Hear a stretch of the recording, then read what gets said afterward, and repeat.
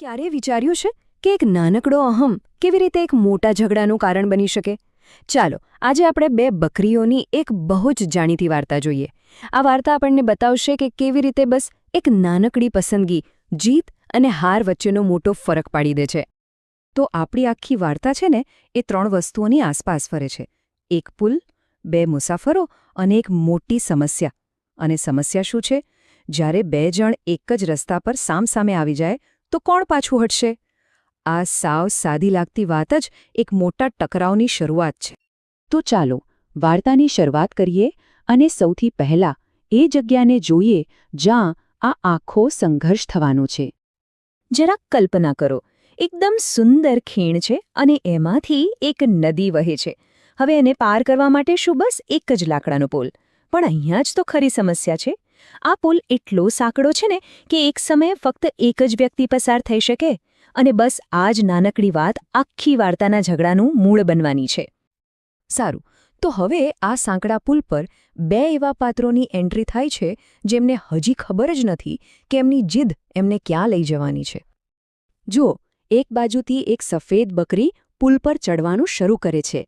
એનું લક્ષ્ય એકદમ સ્પષ્ટ છે. નદીની પેલી પાર જે લીલુંછમ ઘાસ છે ને એ ખાવા જવું છે. અને એ પૂરા આત્મવિશ્વાસ સાથે આગળ વધે છે. પણ બરાબર એ જ સમયે બીજી બાજુથી એક કાળી બકરી પણ પુલ પર ચડવા લાગે છે. હવે જુઓ, બંનેને પોતપોતાની જગ્યાએ પહોંચવાની ઉતાવળ છે. અને બંને એ વાતથી સાવ અજાણ છે કે પુલની વચ્ચોવચ્ચ એમની ટક્કર થવાની છે.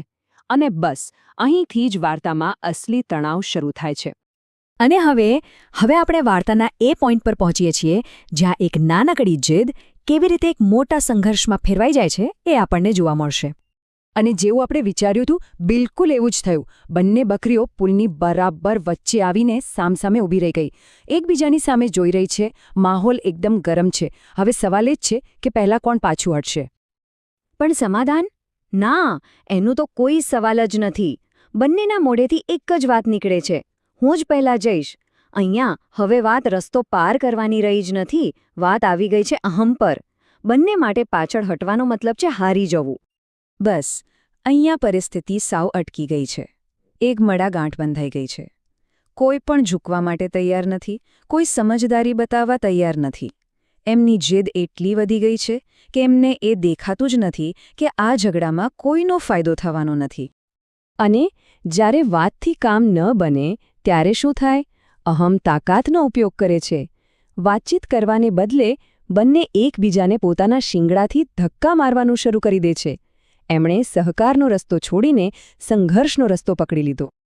દરેક ક્રિયાનું એક પરિણામ તો હોય જ છે, ખરું ને? તો ચાલો હવે જોઈએ કે આ આંધળી લડાઈનું છેલ્લે શું થયું. આ લડાઈ કંઈ બહુ લાંબી ચાલી નહીં. એ સાંકડા પુલ પર એમના ધક્કા મૂકીને કારણે પુલ પણ ધ્રુજવા લાગ્યો અને થોડી જ વારમાં બંનેનો બેલેન્સ ગયો. અને અંતે ધબાક! બંને સીધા નીચે નદીના ઠંડા પાણીમાં. વિચાર કરો, બંને નીકળ્યા હતા નદી પાર કરવા માટે, પણ પોતાના અહમને કારણે ક્યાંય ન રહ્યા. આ લડાઈમાં કોઈ જીત્યું નહીં, બંને હાર્યા.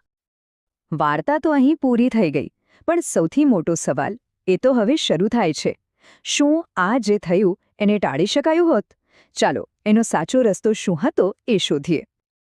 ચાલો 1 મિનિટ માટે વિચારીએ, જો સમયને પાછો લઈ જઈ શકાતો હોત તો એ બંને બકરીઓ શું અલગ કરી શકતી હતી? શું લડવા સિવાય બીજો કોઈ રસ્તો હતો જ નહીં? ખબર છે, ઉકેલ તો એકદમ સાદો હતો. જો બેમાંથી કોઈ એક બકરીએ થોડીક ધીરજ રાખી હોત અને થોડીવાર માટે નીચે બેસી ગઈ હોત તો બીજી આરામથી એના પરથી પસાર થઈ શકતી હતી. ફક્ત થોડી સેકન્ડની સમજદારી અને બંને પોતાની મંઝિલે પહોંચી જાત. પણ એમના અહમ એટલા મોટા હતા કે એમને આટલું સહેલું સત્ય દેખાયું જ નહીં. અને આ સાવ સાદી લાગતી વાર્તાનો સૌથી મોટો સંદેશ છે. સાચી જીત કોઈને હરાવવામાં નથી, પણ સાથે મળીને રસ્તો કાઢવામાં છે. કારણ કે જીવનમાં પણ એવું જ છે. સહકારથી મળેલી જીત એ અહમથી મળેલી હાર કરતાં હંમેશા વધુ કિંમતી હોય છે.